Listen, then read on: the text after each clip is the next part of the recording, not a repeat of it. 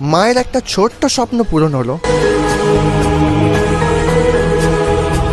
হ্যাঁ, ছোট্টই স্বপ্ন, কিন্তু আমাদের মতো পরিবারের কাছে অনেক বড় জিনিস। মায়ের এই ছোট্ট স্বপ্নটা পূরণ করার জন্য আমরা চলে এসেছিলাম মিলিটারির 1 নাম্বার গেটে। ভেতরে ঢুকতেই মনে হচ্ছিল আমি কোনো এক অন্য দেশে চলে এসেছি।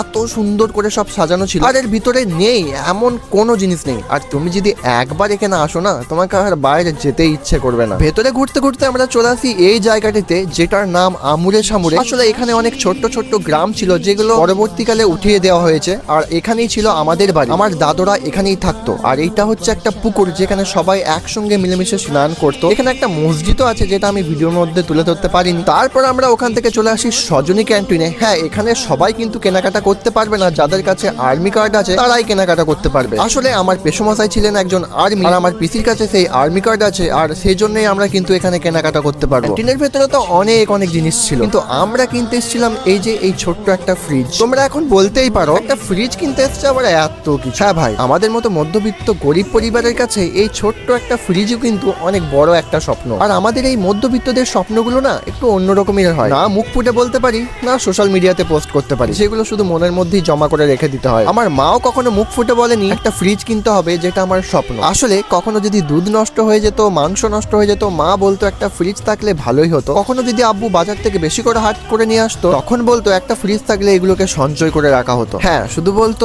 একটা ফ্রিজ থাকলে ভালোই হতো, তারপর কিন্তু ঠিক চুপ করে যেত। যাই হোক, প্রথম দিনে কিন্তু আমরা ফ্রিজ পাইনি। দ্বিতীয় দিনে গিয়ে আমাদেরকে ফ্রিজ বুকিং করতে হয়েছে, তারপরে এই টোটো করে কষ্ট করে বাড়িতে নিয়ে আসতে হয়েছে। হ্যাঁ, ফ্রিজটা যখন আমরা বাড়িতে এনেছিলাম, মা তখন ঘুমাচ্ছিল, কারণ মায়ের শরীরটা একটু খারাপ। আর তোমরা তো ভিডিওতে দেখেইছো মায়ের শরীর কতটা খারাপ আছে। ফ্রিজটাকে ঘরে ঢোকানোর পরে বুনি মায়ের চোখ ধরে মাকে ভেতরে আনে, আর চোখ খুলতেই মা অনেক অনেক খুশি হয়। মায়ের মুখের এই হাসিটা দেখে মনে একটা অদ্ভুত রকমের শান্তি এসেছে, যেটা কোনোদিনও টাকায় কেনা যায় না। মায়ের এই হাসিটা ধরে রাখতে আমাকে যা যা করতে হয় আমি করবো ইনশাআল্লাহ।